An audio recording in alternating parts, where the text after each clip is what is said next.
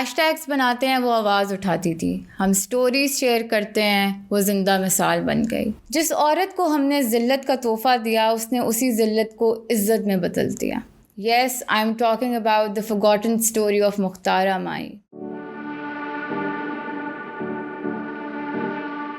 Let's dive into the case because ironically we all have forgotten her. جون 22 2002 گاؤں میر والا سدن پنجاب، ایک پنچایت نے فیصلہ دیا کہ مختارہ مائی کو گینگ ریپ کی سزا دی جائے. اس کا کیا جرم تھا؟ اس کا جرم یہ تھا کہ وہ اس معاشرے میں پیدا ہوئی جہاں کسی اور کی سزا اس کو ملنی تھی. مختارہ کے بھائی شکور پر توہم لگائی گئی کہ اس نے مستوئی قبیلے کی ایک لڑکی کے ساتھ رشتہ قائم کیا. پنچایت بیٹھی اور فیصلہ دیا کہ بھائی کے جرم کی سزا صرف بہن کو ملے گی.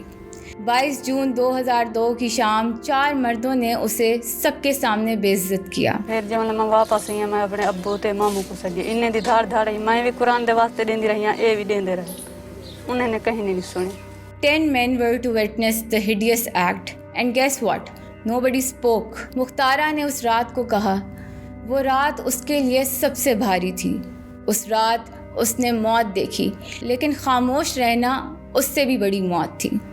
سسٹم تو یہی چاہتا تھا کہ مختارہ چپ رہے لیکن مختارہ پولیس اسٹیشن پہنچ گئی. وہاں جا کے قانونی کارروائی کے لیے جب سب سے پہلے اس کے سامنے کچھ پیپرز رکھے گئے تو اس کو یہ پتہ چلا کہ اس کو تو اپنا نام بھی نہیں لکھنا آتا. The only way she could put her stamp was her own thumb impression. Case نے پورے ملک میں تہلکہ مچا دیا. The Dawn اور ٹائمز نے اس کو بہت ایکسٹینسولی کور کیا. کورٹس بھی اس کو فالو کرنے لگ گئے. ملتان کی اینٹی ٹیررزم کورٹ نے 2002 میں 6 لوگوں کو سزائے موت تو سنا دی لیکن پھر اسی سال لاہور ہائی کورٹ نے 4 لوگوں کو رہا بھی کر دیا. مختارہ نے اپیل کی، سپریم کورٹ تک پہنچی. 2011 میں فیصلہ آیا یہ ثبوت کافی نہیں. جن مردوں نے اس کے ساتھ غلط کیا تھا سسٹم نے انہی کو آزاد کر دیا. پاکستانی نیوز پیپرز جنہوں نے اس سٹوری کو اتنے ایکسٹینسولی کور کیا تھا وہ سٹوری باہر انٹرنیشنل بارڈرز بھی کراس کر گئی.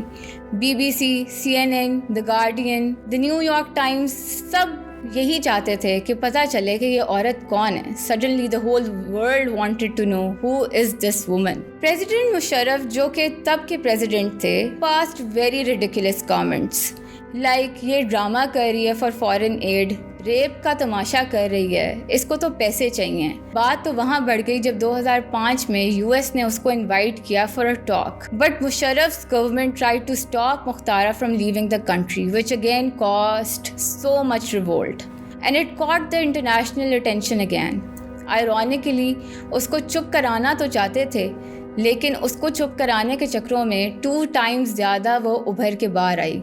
جب مجھ پہ برا وقت آیا تو اللہ تعالیٰ نے مجھے ہمت دی، ماں نے حوصلہ دیا اور ساری دنیا نے میرا ساتھ دیا. عورت مارچ سے پہلے اور ہیش ٹیگ سے پہلے مختارہ ایک تنہا آواز تھی لیکن ہم نے بھی اس کو یاد نہیں رکھا. ظاہری بات ہے جب کیس پرانا ہونا شروع ہوا سب چپ ہونے لگے تو ہم بھی مختارہ کو بھول گئے. ٹی وی نے ٹاپک بدل لیا، پولیٹیشنز نے فوٹو سیشن کرا لیا اور گاؤں وہی واپس جاہل پنچایت کے حوالے کر دیا گیا. However, whatever she earned from the international media وہ واپس آئی، اپنے گاؤں واپس آئی جہاں اس کو بہت ذلیل کیا گیا تھا. اس نے واپس آ کے بچیوں کے لیے ایک اسکول بنایا. She wanted the girls of that village to be educated enough to speak for themselves. آج مختارہ مائی اب بھی وہی ہیں میر والا میں، اسکول چلا رہی ہے پر ہم اس کو بھول گئے ہیں. اس کا زخم تو پرانا ہو گیا ہے لیکن سٹوری اب بھی وہی ہے اور وہ یہ نہیں چاہتی کہ دوبارہ ایک عورت اسی کی طرح ذلیل ہوئے، اسی کی طرح روئے. جو چیز کبھی اس نے فیس کی تھی وہ چاہتی ہے کہ کوئی اور عورت کبھی فیس نہ کرے. کچھ کہانیاں وقت کے ساتھ نہیں ہماری خاموشی کی وجہ سے مٹتی ہیں کیونکہ ہم چپ ہو جاتے ہیں، کیونکہ ہم ایکشن لینا بند کر دیتے ہیں، کیونکہ اس طرح کی سٹوریز کو دبایا جاتا ہے. اکثر بڑے بڑے شہروں میں جب اس طرح کی باتیں ہوتی ہیں تو عورتوں کو وہیں چپ کرا دیا جاتا ہے. کیوں؟ کیونکہ عورت تو گھر کی عزت ہے اور گھر کی عزت اگر باہر جائے گی تو ایک تماشا بن جائے گا، لوگوں کے زبانوں پہ وہ چیز عام ہو جائے گی کہ فلاں کی بیٹی کے ساتھ یہ ہوا. اینڈ یو نو آنر صرف سوسائٹی کا نہیں ایک عورت کا حق ہے. مختارہ مائی کی کہانی انہی کہانیوں میں سے ایک ہے جہاں ہم تو چپ ہو کے بیٹھ جاتے ہیں لیکن ظلم بڑھتا رہتا ہے.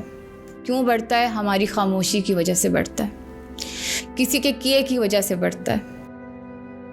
We live in the so-called Islamic Republic of Pakistan, but جو پنچایت نے فیصلہ کیا تھا کیا وہ فیصلہ کرنا بنتا بھی تھا؟ اور جب تک پاکستان میں انصاف کمزور رہے گا, اس کے لیے کوئی آواز نہیں اٹھائے گا, تب تک ہم سب اس چیز کو ایکسپیرینس کرتے رہیں گے. چاہے وہ کوئٹہ کیس ہو, جسٹس فار نور ہو, جسٹس فار زینب ہو, کوئی بھی کیس آپ اٹھا کے دیکھ لیں.